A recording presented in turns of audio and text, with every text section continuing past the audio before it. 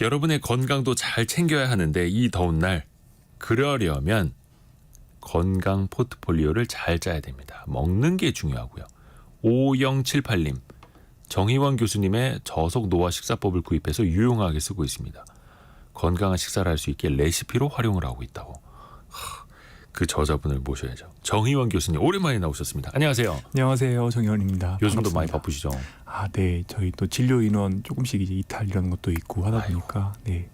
계속 아무래도 당직도 많이 쓰시고. 당직도 또 뭐 좀 줄어드는 달도 있고 좀 네. 늘어나는 달도 있고 합니다. 그래도 우리 청취자분들의 또 건강한 삶을 위해서, 네. 저속 노화를 위해서 그래도 계속해서 또 도움 말씀 주고 계셔서 감사합니다. 아, 네. 제가 오히려 반갑습니다. 지난번에 나오셨을 때 진짜 질문이 너무 많이 쏟아졌는데 네. 시간 관계상 그랬죠. 다 소화를 할 수가 없어서 네. 우선은 그 경제상식 퀴즈가 야구였거든요. 프로야구. 네. 야구 보러 가면 거기서 뭐 많이 드시지 않습니까? 그렇죠. 치맥 빠질 수 없고. 네. 치맥은 저속 노화에 어떻습니까? 완성부터 네, 내쉬는데. 굉장히 안 좋습니다. 네. 이게 사실은 이제 제 책에서도 언급을 했었고 제가 주로 이제 다른 매체들에서도 많이 말씀을 드리는데 네. 이 튀김 요리라는 게 특히 고기를 이제 튀기게 되면 이 튀김 옷 일단 단순당은 아니지만 정제 곡물이죠. 네. 그다음에 이제 튀김을 하게 되면 기름을 씁니다.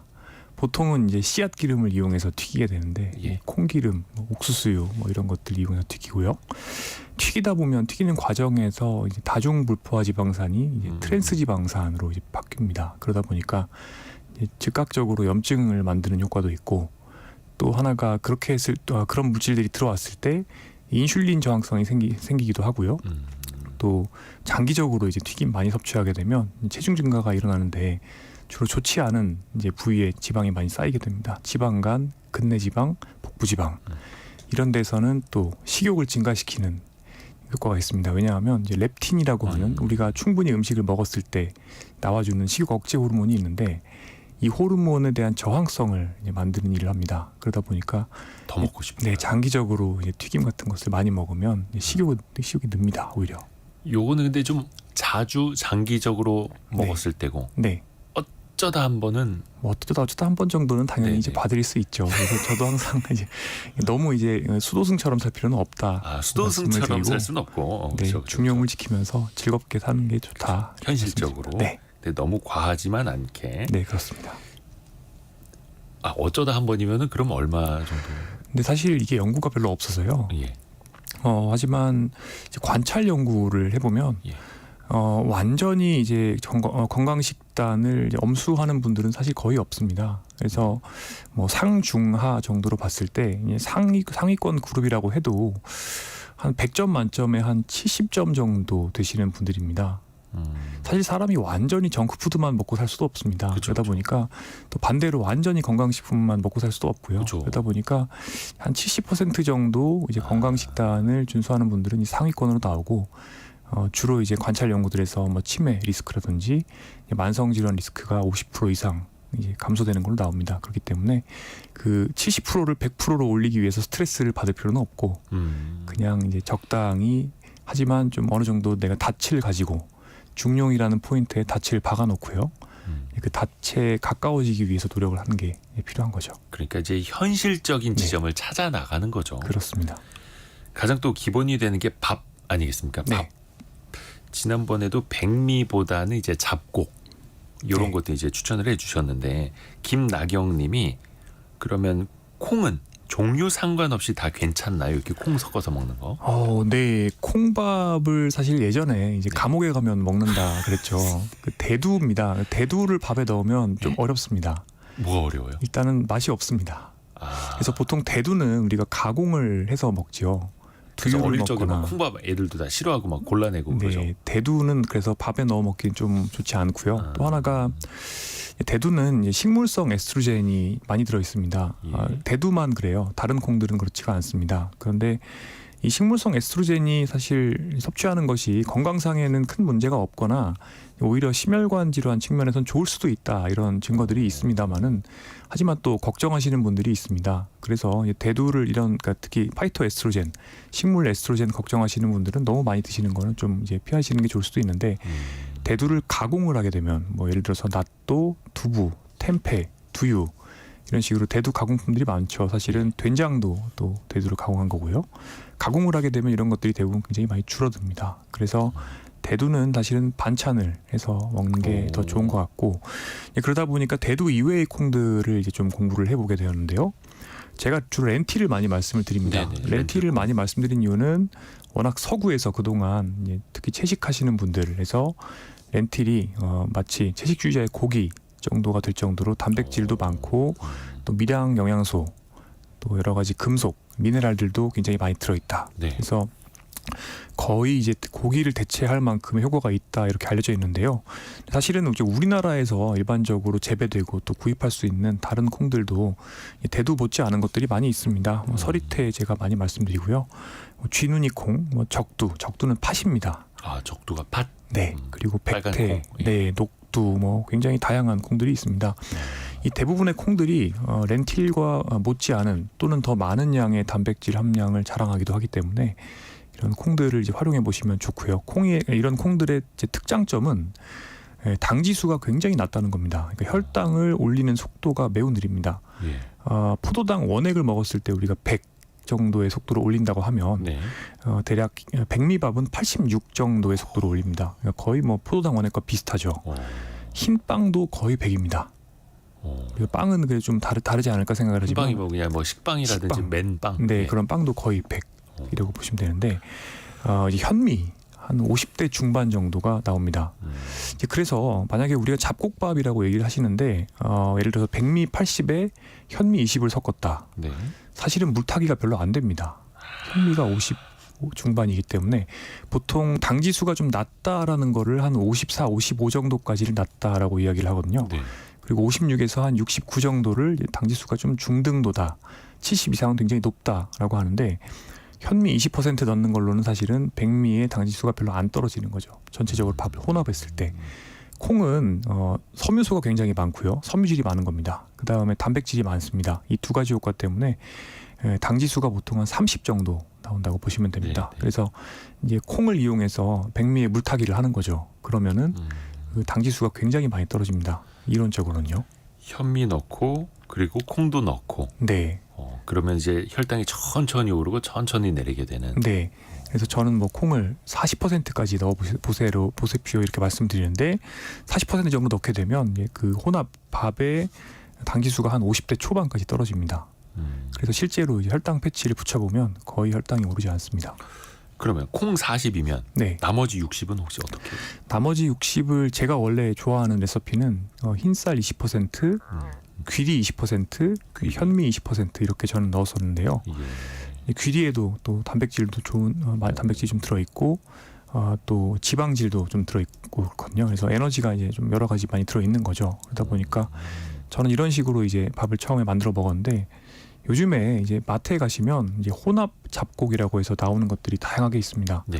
그 중에는 이제 또 불리지 않고 바로 밥 지으셔도 됩니다 하고 이렇게 개발된 것들이 있습니다. 다 씻어서 나오고. 네, 뭐 그래서 바로 물론 헹구기는 해야 되지만요. 그렇게 해서 저는 뭐 요새는 콩 30에서 40% 정도 넣고 나머지는 이제 혼합 잡곡 넣어서 그냥 밥을 짓는 그런 경우가 늘고 있습니다. 그러니까 지난번에도 말씀해 주셨습니다만 네, 이 콩을 또 불려서 밥에 넣어야 된다는 것 때문에 이제 귀찮아서 잘 안 하시는 분들 계시는데 그냥 압력밥솥에 넣어서 잡곡 모드로 하면은 괜찮다.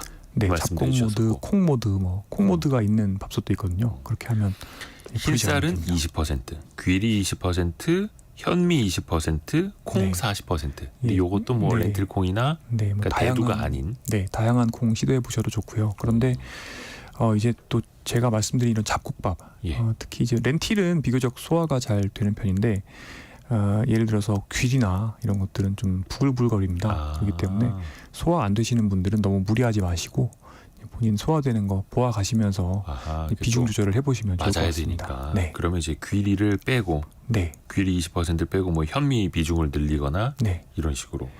네. 그래서 저희 아들 같은 경우는 초등학생이기 때문에 네. 일단은 흰쌀을 한 55%, 60%까지 넣고 나머지 40% 안에 이제 콩하고 잡곡을 넣는 식으로 이제 하고 있습니다. 왜냐하면 아이들은 이제 노인과 비슷합니다. 소화력이 떨어집니다. 그러다 보니까 이제 너무 잡곡을 무리하게 먹게 되면 포만감이 또 많아지니까 에너지 섭취가 안 될 수가 있습니다. 그래서 이제 좀 잡곡을 줄이고 흰쌀밥 비중을 좀 늘리고 있습니다. 그러니까 어르신들도 뭐 당 네. 관리 때문에 잡곡을 많이 늘리곤 싶지만 또 소화가 안 되면 안 되니까 네. 그 적정선을 찾는 게 어려운 거네요. 네. 그래서 되는 선에서 하셔야 됩니다. 예. 제가 간혹씩 정말 안도할 때가 있어요. 안도할 때요. 그러니까 이제 체중 빠지는 당뇨 있는 어르신들인데 잡곡밥 드십니다 하고 저한테 말씀을 하시는 거예요. 근데 제가 이제 취조를 더 해보면 네. 사실은 이제 현미 한 20-30% 섞고 예. 나머지는 다 백미인 거죠. 네네네. 그러니까 그건 사실은 이제 잡곡밥의 효과는 거의 없는데 그러니까 제가 안도하는 거죠. 이분은 차라리 흰쌀밥 드셔서 체중 늘리셔야 되는 분이니까. 너무 마르시면. 네, 그래서 이제 반대로 해야 되는 거죠. 그런 분들은. 그것도 사람의 상황에 따라서 네, 맞춤형으로 가야 되네요. 네, 저희가 그 정희원 교수님께 혹시 이제 라디오 들으시면서 궁금한 거 생기실 때는 질문을 올려주십시오. 예, 샵 9730 있지 않습니까? 샵 9730 짧은 문자 50원, 긴 문자 100원이 듭니다만 샵 9730이나 또 KBS 콩으로 질문 올려주시면 제가 보고 또 질문도 전달을 해드릴게요. 콩 얘기 나왔는데 날 더워서 그런가요? 최영섭님이 콩국수는 어떤가요? 콩국수 좋습니다. 네네네. 물론 면이 이제 종류가 다양하게 있는데 그 면이 또 혈당을 올릴 수 있긴 한데요. 네. 실은 콩국수의 그 국물이 그냥 두유입니다. 그렇죠. 예, 그 두유기 때문에 그 국물을 저는 주로 콩국수집에 가면 열심히 퍼먹습니다. 배고파라. 네, 그리고 이제 채소랑 같이 또 먹고요. 보통 콩국수집에서 채소를 좀 주거든요. 네네네. 그래서 또 침 면을 보이시죠, 먹으면 지금? 네, 저 침 보이는데 네. 그 콩국수 국물 이제 먹으면서 채소 먹고 그 깍두기 먹고 그러면서 이제 면 먹고 보통 제가 거꾸로 식사법이라고 말씀드리는 네. 채소 먹고 단백질 먹고 그다음 탄수화물 먹으면 혈당이 천천히 그 오르기 순서대로. 때문에 예, 그렇게 즐기시면 예, 굉장히 보양식으로 좋다고 생각합니다. 아하. 근데 참 아까 그 대두에는 식물성 에스트로겐이 있다고. 네. 그러면 이제 두유를 너무 자주 마시면 여성 호르몬에 영향이 있다고 하는데 정말인가? 이게 은은님이 네, 보내주거든요. 두유도 대두 자체보다 그 파이토 에스트로겐, 식물성 에스트로겐이 10분의 1 이하로 줄어듭니다. 그래서 우리가 두유를 아무리 많이 먹는다 하더라도 사실 하루에 뭐 1kg, 그러니까 1000ml 이상 먹기는 어렵지 않습니까? 보통 두유가 이제 200ml이면 대두가 한 20g 들어갑니다. 네. 10%입니다. 그러니까 네. 직접 댁에서 두유 만들어 보신 분들은 아마 체험하실 텐데 굉장히 적은 양의 콩을 많은 양의 두유로 만들어낼 수가 있습니다. 그렇기 때문에 두유 조금 우리가 즐긴다 하더라도 사실 식물성 에스트로겐 걱정은 별로 안 하셔도 됩니다. 그러니까 가공을 하면은 네, 약간 그 여성 호르몬의 함량이 좀 떨어진다 이렇게 보면 되는 네, 거예요. 네. 좋습니다. 배고프다. 큰일 났네. 오늘 점심을 콩국수로 할지 뭘로 할지 지금 그 고민을 한쪽 뇌에서 하고 있어가지고 지금 저도 또 하나 우리가 요리를 할 때 참 기름이 많이 들어갑니다. 네, 굽는 거, 튀기는 거. 네, 올리브유가 가장 좋다고 하셨는데요. 네. 그 지난번에 올리브유 이야기를 해주셨었죠. 네, 그때 그렇습니다. 6787님이 들기름이나 참기름도 똑같은 효과가 있나요? 이런 질문 주셨어요. 네, 들기름은 좀 특수한 기름입니다. 오메가3가 굉장히 많죠. 네. 네, 그래서 들기름은 또 값도 굉장히 비쌉니다. 그래서 들기름은 올리브유랑은 조금 다른 특성을 가지고 있고요. 이제 올리브유는 단일 불포화 지방산이 많습니다. 네. 그래서 일단 식물성 기름 중에서 비교적 또 평균적인 선보다는 또 오메가3가 많은 편이긴 한데 일단 단일 불포화 지방산인 거고, 들기름은 다중 불포화 지방산이고 약간 생선 기름이랑 비슷한 특징이 있는 이제 오메가3 보충용 기름이 됩니다. 그래서 들기름은 이제 고유의 그런 특성이 있고 뭐 샐러드나 이런데 이제 부어서 드시면 상당히 이제 좋을 수 있습니다. 그런데 이제 들기름을 이제 가열하는 그런 요리용으로 사용하기는 이제 조금 어려움이 있을 겁니다. 다중불포화 지방산의 경우에는 역시나 가열을 하게 되면 뒤집혀서 트랜스 지방이 또 될 수가 있기 때문에 들기름은 이제 신선한 차가운 요리할 때 드시거나 아니면 건강식품처럼 이제 한 스푼씩 그냥 생으로 드시는 그런 경우가 많고요. 참기름은 조금 들기름과 또 다릅니다. 참기름은 오메가6가 많습니다. 네. 들기름은 오메가3가 많고요. 그래서 참기름은 사실은 좀 향신료 이런 특성이 강하죠. 그러니까 어떤 맛의 그 음식의 향미를 이제 더하는 그쵸. 그런 느낌으로 사용하시는 거기 때문에 이제 올리브 오일과는 특성이 좀 다른 기름이다 이렇게 생각하시면 되겠고. 그래서 굽거나 뭐 튀길 때는 그냥 올리브유가 가장 좋다. 네, 가열 요리할 때는 그래도 올리브유가 조금 더 안전한 그런 특성이 다른 씨앗 기름보다는 있는 것이고요. 그럼에도 불구하고 사실은 이제 가열하는, 그러니까 기름을 가열하는 요리는 기본적으로는 조금 다 안 좋다고 볼 수 있고, 그래서 사실 제가 늘 말씀드리는 게 이제 고기나 이런 것들도 튀기는 거나 또 가공하는 것보다는 삶는 게 낫고 굽는 것보다도 삶는 게 낫고 네, 가열을 많이 하는 이런 방식의 요리가 별로 좋지는 않습니다. 사실은 최종 당화산물이라고 해서 또 여러 가지 우리 몸에 안 좋은 그런 물질들이 생기기도 하고요. 고기는 또 가열하면 또 니트로사민이라고 해서 발암 물질 또 생기는 경우도 있기 때문에 그러니까 직접 직화로 굽는 것보다는 그냥 네. 찌거나 삶는 게 낫다. 맞습니다.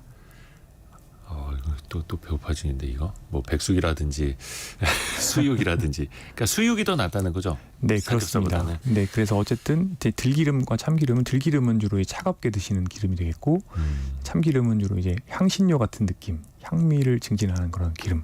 그래서 올리브유와는 좀 특성이 다릅니다. 이정림님이 들기름을 아침 공복에 한 스푼씩 먹으면 좋다는데 진짜 그럴까요? 이런 질문 올려주셨네요. 들기름을 네, 한 스푼씩. 들기름을 한 스푼 드시는 거는 오메가3 보충용입니다. 그런데 이제 오메가3 보충을 했을 때 그럼 어떻냐? 이게 재밌는 게 식품을 통해서 그러니까 식사에서 전체적으로 내가 먹는 오메가3가 많은 것, 네. 자연식을 많이 한다는 증거고요. 또 동물성보다는 이제 좀 생선이나 아니면은 식물성 이런 것들 많이 먹는다는 뜻일 수 있습니다. 네네. 그게 동물성이라는 게 육고기를 말씀드린 건데요. 그러니까 이런 관찰 연구를 해보면 이렇게 식사에서 오메가3 많이 드시는 거는 몸에 좋은데 안타깝게도 생선 기름을 캡슐로 먹어서 보충을 하는 거는 그런 효과가 안 나옵니다. 여러 가지 혼합된 증거들이 있는데 최근에 또 오히려 심혈관 질환이나 또는 심방세동과 같은 부정맥을 악화, 그러니까 심혈관 질환의 발생 가능성을 높일 수 있다는 연구 결과도 있기 그 때문에 건강기능식품으로 나오는 오메가3. 네, 그런 것들 보충을 인위적으로 했을 때 오히려 안 좋을 수도 있다라는 이야기가 있기 때문에 사실은 이제 들기름은 뭐 아직 연구 결과가 별로 없지만 아마 생선기름과 비슷한 이제 성분이기 때문에 그렇게 또 보충하는 게 이제 큰 건강상의 이익이 없을 수도 있습니다. 그러니까 아직까지 잘 모르는 영역입니다. 아하. 네. 단백질 겸 이게 또 오메가3가 될지는 모르겠습니다만 구정회님이 고기보다 생선으로 섭취하는 방식은 어떨까요? 이 단백질에 대한 질문이었던 것 같아요. 네, 그렇죠. 생선도 참 양질의 단백질을 섭취할 수 있는 좋은 방법이고 뭐 지중해 식사나 또는 이제 마인드 식사나 이런 데서 아무래도 붉은 고기, 그러니까 소고기, 양고기, 돼지고기보다는 조금 더 권장한다 이렇게 되어 있습니다. 관찰 연구들을 보면요, 네. 이제 많은 분들이 중금속 우려를 하시는데 네. 그런 중금속 오염 가능성이 있음에도 불구하고 오히려 이제 생선을 많이 섭취하는 것이 실제 장기적으로 봤을 때는 건강상에 도움이 된다. 질병을 예방하고 이게 또 기대 수명을 증가시킬 수 있을 가능성이 있다 이렇게 되어 있습니다. 근데 이런 관찰 연구들이 사실 나온 지 좀 이제 된 것들이 많은데 지금 현 시점을 놓고 봤을 때 이게 생선을 많이 먹는 거는 좀 몇 가지 고민되는 부분들이 있습니다. 네. 첫 번째가 이제 기후 변화 때문에 또 그동안 이제 남획을 이제 했기 때문에 예, 그 우리가 그동안 누려왔던 어족 자원이 굉장히 좀 감소되고 있습니다. 예. 그다음에 또 이제 미세 플라스틱 오염이 이제 해양 오염 때문에 계속 지속되고 있기 때문에 과거에 우리가 알고 있던 생선의 그런 장점, 과연 지금 우리가 이제 구하는 생선과 이제 그대로 대입해서 생각할 수 있느냐 잘 모르겠는 점들이 있고요. 그 다음에 또 이제 기후 변화와 또 이제 해양 오염, 그러니까 이 생선을 이제 우리가 결국에 바다에서 잡아야 되지 않습니까? 네. 고기를 잡아야 되는데 이제 그 과정에서 또 뭐 굉장히 많은 양의 또 그물이 버려진다든지, 그래서 이제 어획 과정에서 이제 또 해양 오염이 이제 심화된다거나 그런 이런 지속 가능성에 대한 문제들이 있기 때문에 개인의 건강을 놓고 봤을 때는 일단 생선이 좋을 수가 있지만 여러 가지 이제 또 앞으로 후세를 위한, 그러니까 우리가 지구를 물려줘야 되는 관점에서는 네, 또 네. 많은 양의 생선을 먹는 게 좋은지는 아직도 좀 이제 의문시되는 부분들이 많이 있는 거죠. 정의용 교수님이 굉장히 크게 보시네요. 뭐 아무래도 이제 기후 변화가 또 요새 또 아젠다 아닙니까? 지속 가능성을 위해서. 네, 또 그 과일에 대한 질문도 지난번에 되게 많았어요. 네, 4222번 쓰시는 분께서 밥 먹기는 싫고 과일만 먹고 싶다고 하셨거든요. 아이고, 근데 이게 식사 후에 과일로 뭐 적당한 입가심 하시는 네. 분들도 계시고 오히려 또 이제 과일을 드시면서도 당 걱정하시는 분도 계시거든요. 네. 현실적으로 좀 어떻게 먹는 게 좋을까요, 과일은? 과일은 일단 그러니까 걱정을 하시는 분들이 많지만 그 과당 때문에 혈당 올리지 않을까 네네. 해서 무서워하시는데 대개는 괜찮아요. 왜냐하면 일단 90%가 섬유질, 그다음에 물입니다. 10%만 이제 과당이죠. 그래서 왜 약 중에 서방정 이런 거 들어보셨을 겁니다. 서방정. 천천히 방출되는 약인 거죠. 아하. 그런 것처럼 과일을 째로 먹게 되면 그 액상과당이지만 물론 과당이 액체 형태로 있기 때문에 액상과당이라고 일단 볼 수 있는데 그 과당이 천천히 이제 방출되기 때문에 또 과당은 설탕이나 포도당보다는 사실은 혈당을 스파이크를 만드는 게 조금 덜합니다. 내가 느끼는 당분의 그 어떤 단맛에 비해서요. 그렇기 때문에 생각보다는 괜찮을 수 있습니다.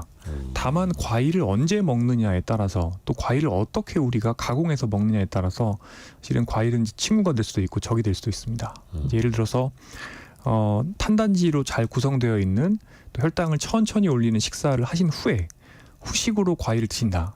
그러면 일단은 위가 채워져 있습니다. 혈당을 천천히 올리는 여러 가지 물질들로요, 물건들로. 그 위에다가 이제 과일이 뭐 한두 조각 들어가게 되면 그것은 이제 혈당을 별로 올리지 않습니다. 그래서 대개는 문제가 없는데 공복 상태의 과일을 이제 드신다. 그러면 아무래도 혈당을 더 빨리 올릴 가능성이 높고요. 그다음에 과일을 예를 들어서 말려서 먹는다. 건조 과일 있지 않습니까? 네네네. 그러면은 이제 맛있는데. 혈당이 이게 맛있는 거는 당분의 밀도가 높은 거죠. 혈당이 당연히 굉장히 빨리 올라갑니다. 아 그러네. 네, 더 달죠. 더 달죠. 당연하죠. 왠지 더 수분을 맛있더라. 뺀 거니까. 더 맛있었어. 그리고요, 이제 과일을 주스로 만든다. 그러면 그 섬유질 부분, 없애버리니까. 예, 그 담채를 이제 없애버리고 이제 과당을 정말 이제 액상으로 딱 이렇게 농축해서 들이키는 거니까 혈당이 빨리 올라갑니다. 그렇기 때문에 과일 원물이 제일 좋고 그 다음이 그냥 갈아서 먹으면 슬러시 형태가 되지 않습니까? 그러면 이제 조금 더 나쁘고 그다음 주스 형태는 제일 나쁘고 그래서 과일은 어떻게 먹느냐에 따라 달라질 수가 있고요. 또 과일도 종류별로 당지수가 천차만별입니다. 사과, 배, 복숭아 이런 것들은 당지수가 낮은 편입니다. 사과, 배, 네, 복숭아. 그리고 딸기 이런 베리류 과일들, 블루베리, 멀버리, 오디 이런 것들도 낮은 편이고요. 복분자 마찬가지고요. 멜론 굉장히 머스크멜론 비싼 것들 달잖아요. 그렇죠. 그다음에 수박 예. 당지수가 굉장히 높습니다. 네, 그래서 멜론이나 수박 같은 이제 과일은 공복 상태에서 이제 과량 섭취하게 되면 혈당이 많이 오를 수가 있습니다. 하여튼 과일은 즙으로 짜 먹거나 뭔가 빨리 달게 먹는 것보다 네, 이게 뭡니까? 그 섬유질 네. 같이. 그럼 껍질째 먹는 것도 껍질째 좋을까요? 먹는 거 좋을 수 있습니다. 예를 들어서 이 사과 껍질 이런 데는 뭐 근육을 이제 보호하는 뭐 올설릭산이라든지 이런 다양한 또 우리가 아직까지 모르는 굉장히 다양한 미지의 그런 항산화 성분들이 들어있기 때문에 뭐 사과 같은 것을 가능하다면 이제 껍질로 드시는 것도 괜찮은 방법입니다. 복숭아 껍질 이런 것도. 복숭아 껍질은 제가 데이터는 모르겠는데 복숭아 껍질 저 먹어본 적이 있기는 한데 그 조금 이게 털 뭐 이런 것 때문에 잘 씻어야죠. 네, 그래서 좀 열심히 예, 씻어야죠. 그렇게 먹고 싶지는 저는 않은 것 같습니다. 사과 껍질은 저는 항상 먹고 있는데 배도 껍질 안 까고 먹기가 조금 식감이 좋지는 않아서 제가 주로 껍질째 먹는 힘들죠. 거는 네, 전 포도는 껍질째 먹는 걸 좋아하고 예? 포도요. 네, 그리고 사과도 껍질째. 샤인머스켓 이런 거는 씨가 없으니까 그냥 먹는데. 네. 씨 있는 포도도 저는 사실 씨도 그냥 귀찮아서 씹어서 다 먹고 뭐 그럴 때도 많이 있고요. 네. 그게 혹시 뭐 더 건강에 좋아서 이런 거예요? 아니면? 그냥 귀찮아서 저는 그렇게. 근데 포도도 껍질째 먹으면 좋다.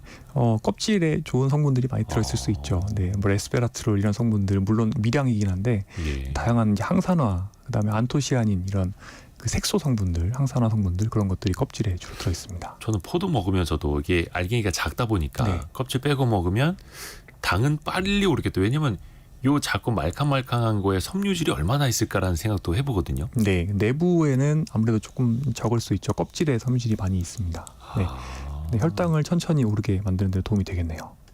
그래요. 바나나 같은 경우도 그 이야기 해주시는 분들, 질문 올리시는 분들 많이 계신데 바나나는 뭐 당연히 껍질째 먹긴 힘들고. 네. 바나나는 사실 당분이 꽤 많고 당지수도 물론 이건 연구들에 따라 다르고요. 또 바나나 종류 나오는 종류에 따라서 다를 수가 있는데 아주 낮지는 않습니다. 그렇기 때문에 이제 바나나로 한 끼를 이제 때우시는 분들도 있는데 이제 아침 식사에 생각보다 혈당이 좀 많이 오른다고 보시면 됩니다. 그 왜 운동 선수들이 특히 이번에 삐약이 신유빈 선수도 중간에 바나나를 먹잖아요. 운동하다가 먹는 거는 굉장히 좋을 수 있습니다. 그 빠르게 당을 올려야 되니까 오히려 운동선수들한테 좋을 수 있는 거예요. 이게 왜 그러냐면 이제 우리가 운동을 하면 처음에는 이 세포내에 있던 ATP라는 걸 쓰고 그 다음에는 조금 어려운데 크레아틴이라는 걸 쓰고요. 그 크레아틴에 이제 인산이 붙어 있는 그 에너지를 쓰게 되는데 이제 그 다음에 이제 내 몸에 있는 탄수화물들을 쭉 씁니다. 그래서 글리코겐 간에 저장돼 있던 거 쓰고 이게 다 떨어지면 그 다음에 근육 단백질을 녹여서 아미노산으로 바꿔서 그걸 다시 포도당으로 바꿔서 씁니다. 이 과정에서 근육이 녹지 않습니까? 이것을 막기 위해서 탄수화물을 보충해 주는 게 중요합니다. 그래서 우리가 마라톤 대회 나가면 중간에 이제 바나나를 나눠줍니다. 이제 이런 것들이 굉장히 도움이 될 수가 있고, 또 바나나에는 사실은 칼륨, 요즘에는 포타슘이라고 그러시죠. 전해질들이 좀 들어 있습니다. 예. 포타슘을 보충해 주면 그 역시나 또 우리 몸의 전해질 균형을 맞추는 데도 도움이 되고요. 수분도 많이 들어 있기 때문에 말하자면 이제 탄수화물 폭탄인데, 그 탄수화물 폭탄이 실제로 이제 에너지를 계속해서 쓰는 상황에서는 우리 몸의 근단백 분해를 막아주는 굉장히 좋은 에너지원이 되는 거죠. 이게 바나나가 이제 배고파서 이게 좀 밀도가 있다 보니까 네. 든든하지 않습니까? 네. 두어 개 먹으면. 그래서 그런 줄 알았는데 이제 혈당도 빠르게 올리는 효과가 있고, 네, 근데 또 평소에 공복에 먹으면 혈당이 또 빠르게 올라간다라는 단점이 될 수도 있는 거고요. 네, 상황에 따라서 잘 맞춰서 드셔야 그렇습니다. 됩니다. 과일도 알고 먹어야 됩니다. 알고 먹어야 됩니다. 여기서 잠깐 그 라디오 정보센터 가서 뉴스 들으시고 또 정의용 교수님과 이야기 계속해서 이어가겠습니다. 그 중간에도 저희가 계속해서 질문을 받겠습니다. 라디오 정보센터 다녀옵니다. 성공예감 이대호입니다. 2부 서울 아산병원 노년내과 정희원 교수와 함께 느리게 나이 드는 식사법, 저속노화 식사법 이야기하고 있는데요.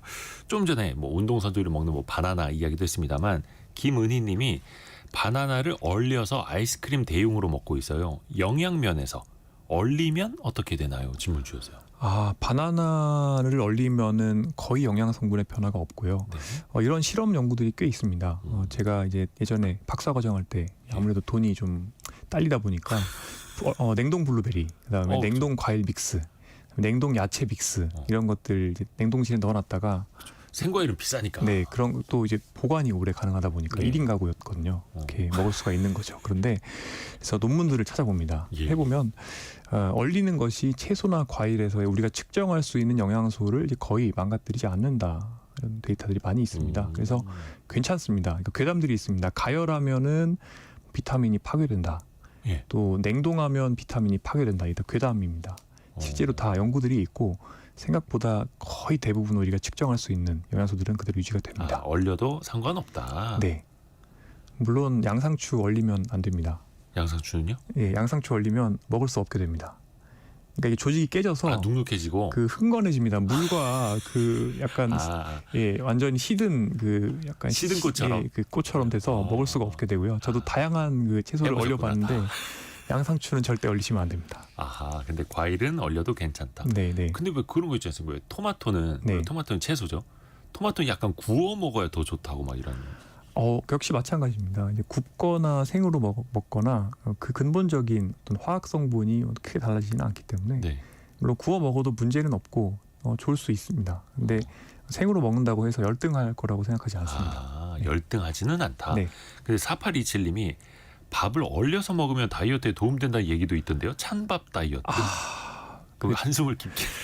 저항 전분 뭐 이런 이제 이야기들이 이제 네. 그 본인 이제 그 유튜버 분들께서 본인 이렇게 혈당 패치 붙여서 혈당 보시면서 실제로 찬밥 먹으면 혈당 안 올라간다 그러시는데 이게 참 죄송한 말씀인데 이게 화학적으로는 사실은 불가능하긴 합니다.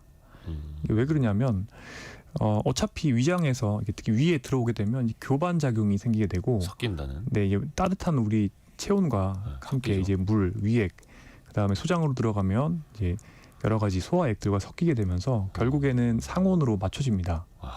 그래서 이게 그 사실은 말이 안 되잖아요. 이게 차갑게 만들었다가 가열을 한다 그래서 어떤 화학적 특성이 바뀔 수는 없거든요. 위가 냉장고도 아니고. 네, 그렇기 때문에 이제 그 저항 전분을 먹으면 혈당이 안 오른다. 사실은 맞지 않을 가능성이 이제 높습니다. 그리고 또 요즘에 보면은 까 주스라고 해서 CCA, 네. 뭐 사과, 당근, 양배추, 뭐 여기에 비트 이런 걸 아예 몇 대 몇 대 몇 네. 조합을 하는 과일 주스들, 채소 주스들이 좀 있더라고요. 야채 주스들. 그렇습니다. 요거는 어떻습니까? 제가 이제 환자분들 중에 간혹 갑자기 혈당 수치가 튀어서 오는 분들이 있습니다. 네. 그럼 이제 취조를 해야 되지 않습니까? 왜 올랐는지를 확인해야 되니까 취조를 해보면 이 주스가 이제 원인이 되는 경우가 꽤 있습니다. 또는 뭐 어떤 엑기스 형태로 만든 이제 과즙이나 이런 것들 문제가 되는데요. 실제로 이제 과일을 제가 원물로 드시면 혈당을 별로 안 올린다고 말씀을 그죠, 드렸는데 섬유질이랑 네, 같이 그 먹으면. 섬유질이 빠지면 결국에 주스 형태로 만들게 되면 실은 상업용 오렌지 주스와 크게 다르지 않게 됩니다. 그러니까 옛날에 왜 무가당 주스다 이렇게 네네네. 얘기를 했잖아요. 예. 무가당이라는 게 가당이라는 게 에디드 슈거입니다. 예. 당을 더하지 않았다. 음. 그런데 사실은 이제 상업용 오렌지 주스를 만들기 위해서 재배되는 오렌지 품종이라는 게 굉장히 육종이 많이 되어 있기 때문에 그 안에 굉장히 많은 과당을 품고 있습니다. 그러니까 당을 더하진 않았지만 과당은 이미 있는. 이미 엄청 많이 들어있죠. 아. 그렇기 때문에 야. 이 주스는 다 기본적으로 과일로 만들기 때문에 근데 과일에 들어있는 당은 과당이고요. 과당 영어로는 프룩토즈라고 하는데 이 네. 과당은 우리 몸에서 간을 통해 대사가 됩니다. 간에 바로 즉각적으로 지방 방울을 만들 수가 있고 그 지방 방울이 생기게 되면 사실은 우리 몸에 염증이 올라갑니다. 또 그리고 과당은 저번에도 말씀드렸는데 이제 우리 몸에 지방을 태우기 위해서는 피하 지방에 미토콘드리아가 있어야 됩니다. 그리고 UCP1이라고 하는 지방을 태우는 단백질이 있습니다. 열을 만드는 발열 단백질인데 네. 이런 단백질의 기능이 떨어집니다. 그러니까 또 과당이 이제 많이 우리 몸에 들어오면 지방을 태우는 베타산화라고 하는 지방 분해 작용도 덜 일어나고요. 기초대사량은 줄어요. 그런데 과당을 많이 먹으면 렙틴 저항성 아까 앞부분에 말씀드렸던 예. 그러니까 식욕을 억제하는 호르몬의 저항성이 생기기 때문에 식욕은 더 늘어요. 그래서 제가 종종 말씀드리는데 미국이나 멕시코 사람들 보면 굉장히 뚱뚱하죠. 미국과 멕시코는 코카콜라에 액상과당을 넣습니다. 네네. 액상과당을 많이 먹으면 식욕은 늘고 그러니까 식욕 조절 중추가 마비가 되고 기초대사량은 줄어요. 그러니까 한국에 만약에 한국 콜라는 그렇지 않습니다. 설탕을 넣습니다. 만약에 우리나라에서도 광범위하게 미국처럼 액상과당을 음식에 가공식품에 사용한다고 하면 네네. 우리나라 사람들 체형이 미국처럼 될 수도 있습니다. 그거 먹고 다른 거 맛있는 거 더 먹고. 더 먹게 되는 거죠. 콜라를 먹으면 에너지가 들어오는데 식욕은 더 늘어나는 거예요. 그 뒤집어서 한번 질문 드려볼게요. 네. 어디 가서 이제 과식한 다음에 네. 다이어트 콜라 주세요 이렇게 찾는 분들이지 않습니까? 네. 요즘에 제로 콜라 주세요. 그렇죠. 잔뜩 먹고 네. 제로 콜라 찾고. 네. 요거는 어떤 거예요? 진짜 모순 아닙니까? 아니면 오히려 이렇게 하는 게 괜찮은 거예요? 네, 제로 콜라도 단골 질문인데요. 이 제로 콜라가 지금까지 이제 임상 연구들 보면 다이어트 효과 예. 놓고 봤을 때 설탕 콜라와 제로 콜라를 이제 양군을 비교해 보면 문제가 체중 감소 효과가 별로 없는 걸로 나옵니다. 이게 왜 그러냐면 이제 네. 여러 가지 가설이 있는데 내가 제로 콜라를 통해 이만큼의 당분을 이제 섭취했다라고 이제 뇌가 느끼는 거죠. 그러면 상대적으로 그만큼 이 다른 에너지를 다른 음식을 통해서 더 먹어서 결국에는 보충을 하게 될 거다. 보상을 하게 되는 기전이 있을지도 모른다. 이런 가설들이 있습니다. 그러니까 내분비 연구하시는 분들 이제 그렇게 네. 생각을 하시고요. 그래서 실제 제로 콜라가 아직까지는 제로 음료가 체중 감소에는 좀 효과가 알려지지 않았다 보시면 되는데 그럼에도 불구하고 어떤 상황에 처했을 때 네. 내가 둘 중에 골라야 한다면 당연히 제로 콜라를 고르는 게 그래도 현명한 선택이라고 생각을 하고요. 굳이 고른다면. 물론 그것보단 항상 말씀드리면 물이 훨씬 더 낫습니다. 어쨌든 이게 입맛이랑도 상관이 있습니다. 저는 제로 유행이 사실은 안 좋을 수도 있다고 생각을 하는 게 네. 갈수록 사람들이 입맛이 더 자극적이고 단 것을 쫓습니다. 또 음식들도 1년에 뭐 가공식품이 우리나라 200종 이상이 나오는데요. 매해가 갈수록 점점 더 자극적으로 나옵니다. 새로운 가공식품들, 네. 신제품들. 근데 이런 초가공식품 영어로는 하이퍼 팔라타블 푸드라고 하거든요. 그러니까 초가공식품은 물론 영어로 울트라 프로세스드 푸드지만 하이퍼 팔라타블이라는 거는 내가 먹기에 너무 맛있는 초기호식품이라는 뜻인데 초가공식품은 기본적으로 똑같은 탄단지를 넣어서 이제 그걸 믹스하는 거잖아요. 네네. 믹스를 공장에서 하는데 가장 많은 양의 도파민과 엔도르핀, 쾌감을 느낄 수 있도록 설계가 된 식품입니다. 그렇기 때문에 더 달고 맛있게 나오고 그래서 똑같은 탄단지를 제공해도 예. 초가공식품으로 제공을 하는 거랑 그다음에 일반 식사 보통 진짜 음식으로 이제 요리로 해서 제공을 하면 예. 초가공식품을 이제 드신 분들은 칼로리를 훨씬 더 많이 먹을 수 있습니다. 연구가 있습니다. 그렇기 더 때문에 땡긴다는 거죠. 네, 그래서 이런 단맛에 계속해서 익숙해진 사람들이 결국에는 더 가공식품을 많이 먹게 될 우려가 있기 때문에 식품 회사들 입장에서는 결국에 제로라고 해서 사람들의 어떤 죄의식을 줄여주고 더 많이 소비하게 만들고 또 다른 단 음식도 더 먹게 만드는 그런 의도가 물론 의도는 아니겠습니다만 순환이 되는 거네요. 음모론은 절대 아닌데 그렇기 때문에 결국에 매출은 물론 증가가 되겠죠. 식품회사 있는 사람들은 사실은 살은 빠지지 않을 가능성이 높은 겁니다. 단 거 좋아해서 단 거 먹으면서 나 요즘에 입맛이 좋아. 네. 입맛이 돌아 이러면서 더 많이 드시게 되고. 네, 그래서 입맛을 바꿔야 됩니다. 아하. 네. 그리고 아까 신송섭님을 비롯해서 그러면 탄산수는 어떤지. 요즘에 왜 탄산수 만들어 먹는 기계도 있고 네. 탄산수만 또 따로 팔기도 하고 그렇지 그렇습니다. 않습니까? 제로콜라와 같은 이제 음료, 청량음료와 탄산수의 가장 큰 차이점은 향미 증진을 위해서 사실은 이런 청량음료에는 인산, 그다음에 구연산 여러 가지 산들이 들어갑니다. 예. 이런 추가된 산들이 뭐 이빨도 녹이고요. 그다음에 또 인산은 액체 상태로 우리 위장에서 섭취가 되면 이게 뼈 건강에도 굉장히 안 좋고 콩팥 건강에도 안 좋을 수가 있습니다. 네. 예를 들어서 콩에도 인산이 많긴 한데 콩에 있는 인산은 사실은 섬유질과 함께 대부분 대변으로 배설이 되죠. 흡수가 안 됩니다. 하지만 네. 액상으로 드시게 되시면 갈 데가 없습니다. 그래서 흡수가 됐다가 결국에는 콩팥으로 배설이 돼야 되는데 이 과정에서 콩팥에 염증을 만들죠. 그렇기 때문에 이제 그 청량음료를 많이 먹는 것은 만성 콩팥병 위험을 올리는 잘 알려진 위험 인자입니다. 그렇기 때문에 그냥 뭐 사이다 콜라 이런 게 아니고 그냥 탄산수를 마셔도요. 아닙니다. 거기 탄산수는 향미가- 괜찮습니다. 그러니까 청량음료, 특히 제로 음료라 하더라도 이런 인산이나 향미 증진 위해서 들어간 이런 인산들이 많이 들어있기 때문에 안 좋은데 탄산수는 괜찮죠. 그게 안 들어가 있는. 탄산수라는 거는 이산화탄소만 넣은 겁니다. 물에 이산화탄소만 넣은 거기 때문에 그리고 pH 산도도 그렇게 높지 않아서 치아 건강에도 큰 문제가 안 되기 때문에 그 청량음료보다는 훨씬 안전하다고 보시면 됩니다. 그러면 그 탄산수를 고를 때도 네. 거기에 다른 뭐 향미를 위해서 어떤 네. 산을 넣었는지 구연산이나 인산을 넣었는지 이것도 봐야겠네요. 왜 그런 그 탄산수는 아직까지 없습니다. 탄산수도 네. 보면 무슨 맛이 나는 탄산수 있거든요. 네, 그런 건 굉장히 과일 소량의 이제 네. 그 향을 집어넣는 겁니다. 예. 식용 향신료를 집어넣는 건데 탄산수에 아직까지 제가 아는 한은 인산이 들어가는 것은 없기 때문에 너무 걱정 안 하셔도 됩니다. 그래요. 야, 네. 이것도 진짜 알고 먹어야 되겠네. 네. 알고 먹어야 되겠네. 그리고 저도 아까부터 계속 꼬르륵 소리가 나는데 이게 공복이 또 좋다고 하시는 분들 계십니다. 네. 간헐적 단식도 있고 네. 일부러 밤부터 아침에 일어날 때까지 아침을 한번 건너뛰면 네, 건강하게 간헐적 단식이 된다. 네. 요 기준이나 요게 가장 좋은 지점은 어디까지입니까? 시간 제한 다이어트를 했을 때 이제 예. 원숭이에서는 이제 뭐 실제로 이제 어떤 해부를 해서 부검 연구도 해볼 수가 있죠. 네. 그다음에 사람에서는 이제 바이오마커로 해서 측정할 수 있는 임상 지표들, 그다음에 질병 발생 이런 것들 위주로 연구를 하는데 사람에서는 조금 섞인 결과들이 나옵니다.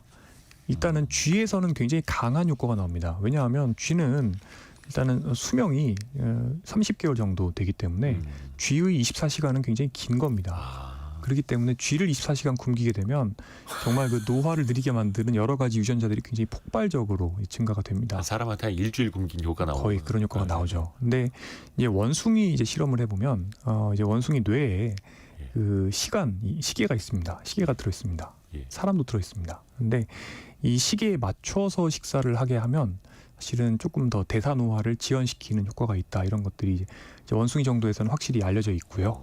그런데 사람에서 그동안 소규모 임상 연구들에서는 예를 들어서 뭐 낮에는 먹고 밤에는 안 먹는 식의 시간 제한 다이어트를 하면 예를 들어서 혈압이 조금 떨어진다든지 또는 당화혈색소가 좀 이렇게 오르는 것이 예방된다거나 뭐 이런 효과들이 있었는데 잘 디자인을 해서 좀 규모를 키워서 이제 무작위 대조군 임상 연구를 해보면 이런 효과들이 조금 희석되는 면들이 있습니다. 그래서 아직까지는 이제 정말 사람에서 이게 정말 어떤 홀리그레이 성배인지는 잘 모르겠다가 지금 현재 간헐적 단식 가장 최신의 증거입니다.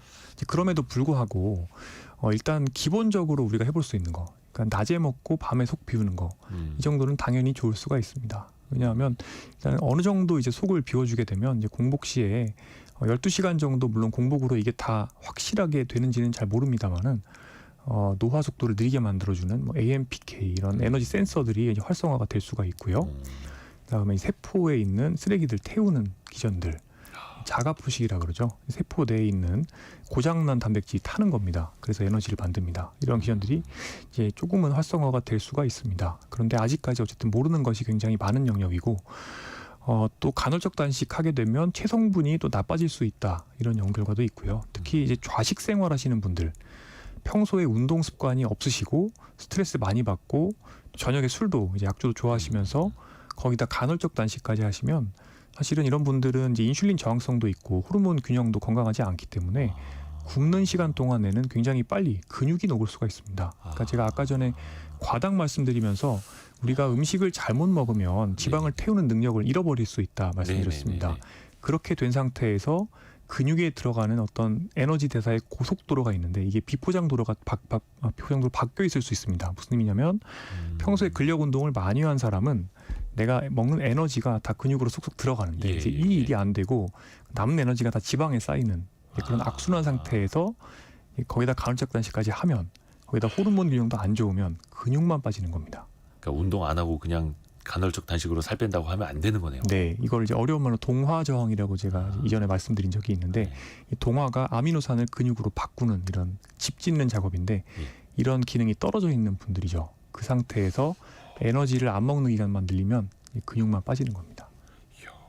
그래서 이게 간헐적 단식도 그냥 무조건적으로 할 게 아니라 네, 본인이 또 운동을 잘 하고 있는지에 따라서 네, 그래서 대사 건강 상태가 좋은 분들이 하셔야 되는 거고. 네. 그 아까 탄산수 이야기했는데 네. 잠깐 이제 술도 언급해 주셨어요. 근데 김도형님이 탄산수에 위스키를 더한 하이볼은 어떤가요? 아, 네. 여기 일단 술입니다. 네, 하이볼도 일본식 하이볼이 기본적으로 탄산수, 그러니까 네. 당분이 없는 탄산수에 이제 위스키만 넣는 거죠. 이제 근데 한국식 하이볼은 거기다 당분을 시럽을 넣잖아요.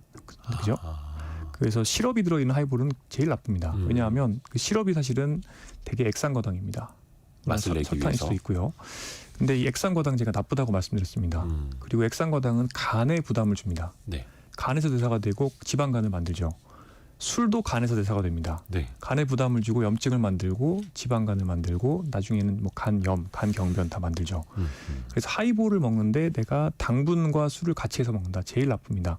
그것보다는 그냥 탄산수에 이제 말아 드시는 게 나을 거고요. 그러니까 시럽을 넣지 마라. 네, 시럽을 넣은 하이볼은 정말 나쁩니다. 어디 가서 이제 주점에서 팔 때도 이게 시럽을 빼고 주세요 뭐 이렇게 얘기하는 것도 괜찮겠네요. 네, 달지 않게 탄산수만 섞어주세요가 제일 나을 것 같고요. 왜냐면 요즘에 하이볼 유행하다 보니까 네. 그 메뉴가 엄청 많아졌어요. 네, 그리고 하이볼 먹어보면 와 맛있다. 하이볼이 왜 맛있는지 아십니까? 아까 그 말린 과일처럼. 일단은 단맛이 나고요. 단맛이 들어오면 도파민, 엔돌핀 나오고요. 그 다음에 술, 알코올이 이제 어느 정도 취향이 있는 분들한테는 내가 알코올을 먹으면 도파민과 엔돌핀이 나옵니다. 그리고 목마른 상태에서는 물, 네. 맹물만 먹어도 사실은 엔돌핀이 나옵니다. 그 엔돌핀에 나오게 되는 기전 중에 예. 입천장에 이제 물이 닿았을 때 즉각적으로 그때부터 엔돌핀이 나오는 그런 기전도 있거든요. 근데 이게 연구가 아직 부족하긴 한데 카보네이티드 워터, 탄산수를 먹게 되면 이 엔돌핀이 좀 더 나올 수 있는 가능성이 있습니다. 더 시원한 맛을 느끼는 거죠. 청량감이 더 와닿으니까. 네, 그렇기 때문에 이 하이볼, 특히 한국식 당분을 넣은 하이볼은 예. 사람을 기쁘게 만들 수 있는 여러 가지 요소들을 완전히 중무장한 어떤 합성 그런 줄이라고 보시면 됩니다. 이야. 와, 많이 배웠습니다. 근데 네. 이게 그 저성노화 식사법을 배우는 와중에 부작용을 제가 발견했습니다. 네. 시간이 너무 빨리 갑니다. 아이고, 시간이 또 넘어가 버리네요. 예, 이제 마무리할 시간입니다. 벌써. 해서 오늘도 많이 배웠습니다. 덕분에 우리 민경애님이 시험 보기 전에 요점 정리하는 것 같아서 귀에 쏙쏙 들어와요. 그래서 아이고. 오늘도 조금 이따 또 점심 식사 하셔야 되기 때문에 이 저속노화 식사법 감사합니다. 꼭 여러분 많이들 반영해 주시기 바라겠습니다. 언제나 큰 도움 주시는 서울 아산병원 노년내과 정희원 교수와 함께했습니다. 고맙습니다. 네, 감사합니다. 감사합니다.